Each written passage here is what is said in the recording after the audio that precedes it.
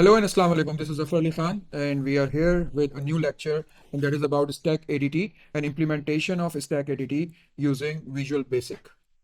So we will have separate lectures for every language, as in Visual Basic and Python for A levels. Okay, so let us start. Let's just fast review the pseudocode for a stack. If you see, सबसे पहले हमें जो है stack ADT बनानी है, तो हमें उसके लिए स्टैक का डेटा स्ट्रक्चर क्रिएट करना होगा which will be implemented through the array. Okay, इसके बाद हमारे पास जो है, हम एरे जो हमने क्रिएट किया that is from 0 to 5, that is 6, length of array is 6 and we will be saving character to it. फिर हमारे पास एक कांस्टेंट है नल, हम इस नल को यूज कर लेंगे for -1। Declare top, top as in top of stack pointer, and then we have initialize stack procedure, और हम इसमें स्टैक की हर पोजीशन को since it is character null कर देंगे और टॉप ऑफ स्टैक को नल कांस्टेंट के बराबर कर देंगे। So this null means that there is nothing in it, it is a single character, and then top is equal to null means that top of the pointer is -1. Then we have got another procedure, procedure push. Procedure push is expecting a parameter which is data, and it will be actually having the data type character. So it means that this procedure push will be expecting a character that will be eventually pushed to the stack. If top of a stack is equal to length of a stack -1, as I described earlier, the length will tell actually the absolute length, which is 6. -1 means that we are referring to the upper bound, which is 5. So if top is already at 5, that means that this is overflow occurred. Okay, और इसी तरीके से else में अगर हम आते हैं तो फिर हम टॉप को जो है वो एक आगे बढ़ाएंगे। अगर हमारे पास ओवरफ्लो अकर नहीं कर रहा है तो टॉप हम इंक्रीज करेंगे, और जिस जगह पे अब टॉप पॉइंटर हमारा पहुंचेगा, टॉप ऑफ स्टैक पॉइंटर, उधर हम फिर जो डेटा हमने रिसीव किया है प्रोसीजर पुश में वो हम उसको प्लेस कर देंगे। That is how the procedure push will work. As far as the pop is concern, pop is basically a function because it will be returning a value.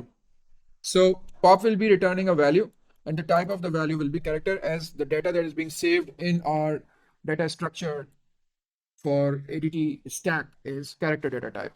So यहाँ पे अब हम check कर रहे हैं कि if top of stack pointer is null means it is already at the bottom and there is no data in the stack. In that case, underflow occurs, and since it is a function, we have to return a value. That value will eventually be telling the caller function or main program that the data that is returned is null. It means we will program it for underflow.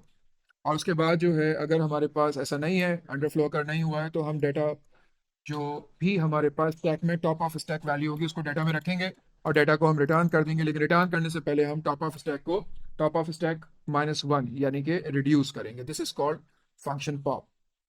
Okay, so now let's implement this function through Visual Basic and see how the whole thing works. So for Visual Basic, in the global space we will create this stack array, और इसके अंदर हम 6 elements के लिए ही इसको create करेंगे। तो ये हमारे पास 0 से 5 तक ही मौजूद होगा एज कैरेक्टर, और फिर हम कांस्टेंट बना देंगे null which is -1, and dim top of stack, this is our pointer. Over here the name of the pointer is proper, that is top of stack. Earlier it was being referred to as top only.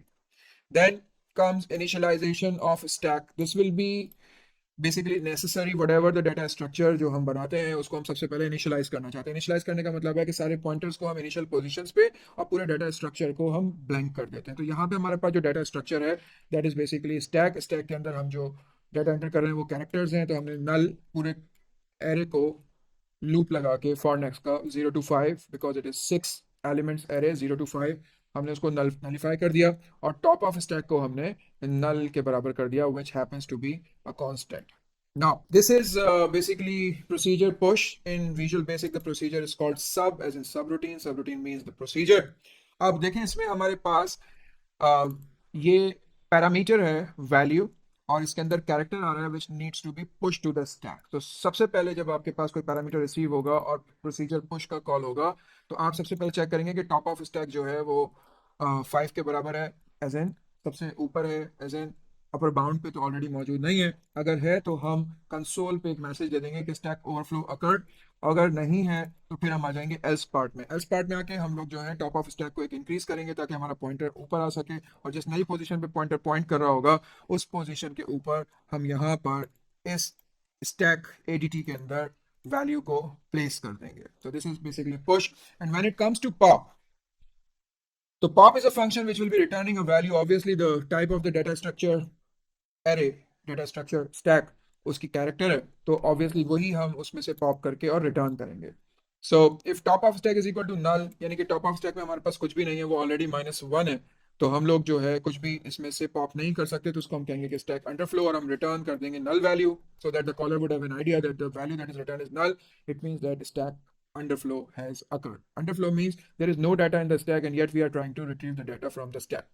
If that is not the case, हम जहां पर भी top of stack इस वक्त point कर रहा है, as we discussed in the visualization conceptualization of the stack ADT, तो आप जहां पर भी आपका जो पॉइंटर पॉइंट कर रहा है उस जगह से हमने डाटा को उठाना है और अपने पास एक वेरिएबल में स्टोर कर लेना है. उसके बाद उस पॉइंटर को हम नीचे ले आएंगे और जो वैल्यू हमने रिट्रीव करी है उसको हम रिटर्न कर देंगे. यहाँ पर एक कॉन्सेप्ट है, वो ये है कि बाज लोग इस तरह प्रोग्राम करते हैं कि स्टैक में जब हमारा पॉइंटर नीचे हो जाता है तो जो डाटा रिट्रीव हुआ है उसको हम क्लीन करने की कोशिश करते हैं, तो वो भी आप कर सकते हैं. लेकिन since the pointer has gone down, whatever the data above the pointer that has already been popped will be considered as garbage. तो जब हम दोबारा उसमें पुश का ऑपरेशन चलाएंगे तो अगर उसके ऊपर कोई डाटा है तो वो ओवरराइड हो जाएगा बीइंग गार्बेज. तो आपको कोई स्पेशल कोड लिखने की जरूरत नहीं है, आपका टॉप ऑफ स्टैक डिफाइन करता है कि आपके पास स्टैक के अंदर कहां तक वैल्यूज मौजूद है. सो ये पॉप का फंक्शन हो गया. इसके बाद हमने एक और यहाँ पे एडिशनल फंक्शन बनाया है टू डिस्प्ले द स्टैक.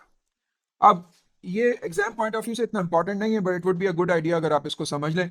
हम सिंपल ये काम कर रहे हैं कि जब डिस्प्ले की ऑप्शन मेन मेन्यू में सेलेक्ट की जाए तो वहां पर स्टैक आ जाए, और इस स्टैक को हम प्रिंट करेंगे जीरो बॉटम पे, जैसा हम इसको विजुलाइज करते हैं 1 2 3 4 5 एलिमेंट्स उसके ऊपर होंगे. तो basically this will help us visualize the stack in terms of the data that we have entered. अब इसमें हमने सिर्फ एक कोड इजाफी लिखा है कि अगर हमारे पास, हम करते चले जा रहे हैं, हमारे पास करंट इंडेक्स जो है टॉप ऑफ स्टैक के बराबर है, तो उसके आगे हम एक एरो दिखा देंगे so that we have an idea of stack top value, top of stack value.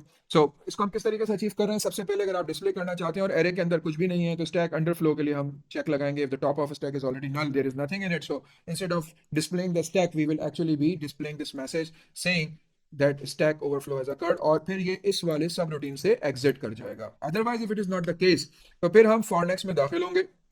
आप इसको एल्स में भी डाल सकते हैं. फॉर नेक्स्ट में दाखिल होंगे और हम 5 to 1 जाएंगे, क्योंकि जो स्टैक में आखिरी वैल्यू एंटर हुई है वो टॉप पर होगी, तो हम 5 to 1 जाएंगे तो वो इल्यूजन क्रिएट होगी कि हमारा डाटा जो होगा वो सॉर्टर में नजर आ रहा होगा, top to bottom, last in first out operation order के अंदर. ठीक है. तो अगर हम जब लूप में जा रहे हैं, हम 5 पे हैं, कोई डाटा नहीं है, 4 पे कोई डाटा नहीं है, लेकिन जब हम 3 पे आए तो यही टॉप ऑफ स्टैक है, तो उस पर एक एरो आ जाएगा. तो जहां पर भी टॉप ऑफ स्टैक, हमारा current counter I top of stack के बराबर होगा, तो वहां पे वो एरो के साथ प्रिंट करेगा. वीवी टैब का मतलब है कि हमारी वैल्यू के बाद एक टैब यानी कि 4 स्पेसेस आएंगे, फिर एरो आएगा. अदरवाइज हमारे पास वो डायरेक्ट वैल्यू प्रिंट हो जाएगी. So this will give an illusion of the stack in the stack ADT program. Now we have got this sub main. अब सब मेन में हमने यहाँ पर एक मेन्यू बना दिया, initialize stack, push, pop, display stack, exit. और उसके ऊपर जब हमने वैल्यू को चॉइस में इनपुट ली 1 2 3 4 5, we are expecting that user is choosing one of the option from the menu. तो उसके बाद फिर हमने उस पर केस अप्लाई करा. अगर केस 1 है, which is basically the initialization of the stack, the whole stack will be initialized. So we have put this initialization as part of this main menu for the reason कि अगर आप बीच में stack को initialize करना चाहें तो आप कर सकते हैं. वैसे at the start of the execution of the program initialization is necessary, so you can make it automatic or you can leave it to the user's discretion. और दूसरा ये है push. तो push के लिए हमने एक वैल्यू को इनपुट करना है, और वो वैल्यू जो होगी वो हमने इनपुट करी है, वैल्यू को हमने एज कैरेक्टर रखा है, उस वैल्यू में डाटा हमने इनपुट लिया, और पुश को, प्रोसीजर पुश को हमने कॉल कर लिया. तो आप यहाँ पे कॉल लिख सकते हैं, कॉल लिख सकते हैं. कॉल, किसी प्रोसीजर को जब कॉल किया जाता है तो हम उसको कॉल के कीवर्ड के साथ कॉल कर सकते हैं, और फिर जब हम उसको प्रोसीजर को कॉल करेंगे तो उसको एक वैल्यू भेज देंगे which will be received in this procedure push in another parameter value. ठीक है. उसके बाद जो वो डाटा पुश हो जाएगा, या फिर वहां से अंडरफ्लो का एक मैसेज आ जाएगा. और फिर हम अगर पॉप करना चाहेंगे तो पॉप के लिए हमारे पास ऑप्शन नंबर 3 है. जो भी चीज़ हम पॉप करेंगे that we will be receiving in the value, और हम उसके बाद उसको स्क्रीन पे शो कर देंगे. अब इसके अंदर आपको इफ लगाने की जरूरत है कि if value is basically, if value is basically null, तो हम जो है यहाँ पर कंसोल पे राइट कर देंगे, console dot right line, right line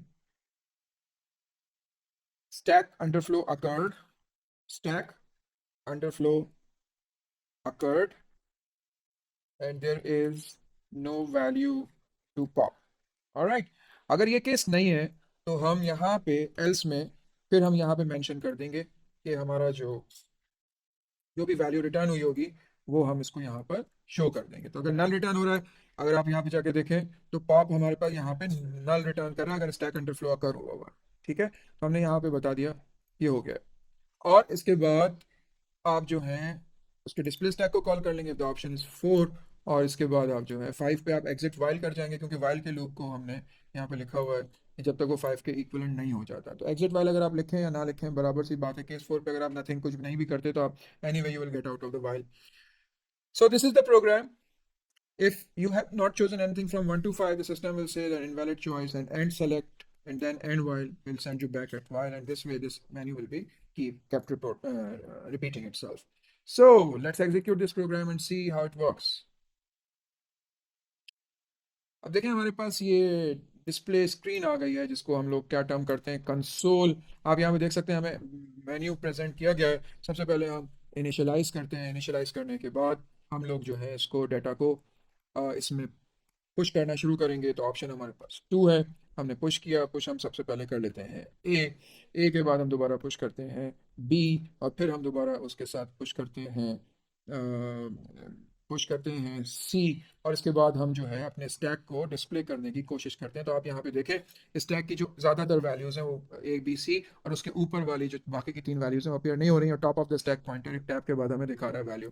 तो let's keep pushing the data so that we could check if the overflow message appears or not. So to data is D, push data is E, and then again push data is F. So A, B, C, D, E, F is the last value that we can push, and then again we try to push, and this time I push G.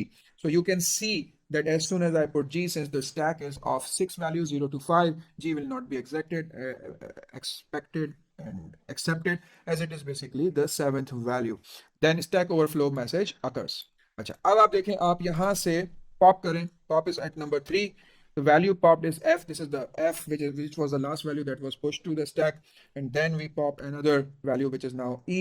Before F it was E, and now let's check how the whole thing appears. Now you can see that F and E, although they appear, but since the stack pointer नीचे है तो इसका मतलब है E और F जो है हमारे पास गार्बेज है। तो let's push another value. Let's say हम वैल्यू पुश करते हैं H। तो अब अगर आप अपने स्टैक को देखेंगे नंबर 4, तो आपको यहाँ पे देखें E जो है वो ओवरराइट हो चुका है because it is garbage. So let's just pop all the values. Let's just pop all the values. 3H, 3D, 3C, you can check C, 3B। और अगर आप यहाँ देखें तो अब हमारा जो पॉइंटर है इस वक्त ए पर है because B C D H F सारे पॉप हो चुके हैं। तो अब हम यहाँ पे दोबारा पॉप करेंगे 3, तो ए इज पॉप। और इस बार अगर आप पॉप करेंगे तो आपके पास स्टैक अंडरफ्लो, सही है, और ये स्टैक अंडरफ्लो आ गया। स्टैक अंडरफ्लो का मतलब है कि हमारे फंक्शन ने कैच कर लिया था कि all the values are popped, और हमारा जो top of the stack pointer है वो ऑलरेडी नल पे था। और जब ये वापस आता है तो कुछ वैल्यू हमें यहाँ पे नजर नहीं आती है because it has already been popped. ठीक है, सो दिस इज इट। अब आप 5 प्रेस करेंगे, और 5 प्रेस करने से आप बाहर आ जाएंगे और आपका प्रोग्राम यहाँ पे आके क्लोज हो गया। Alright, so under the video, I'll be leaving a link to the code so that you could use it. And until the next video for the stack with Python, bye.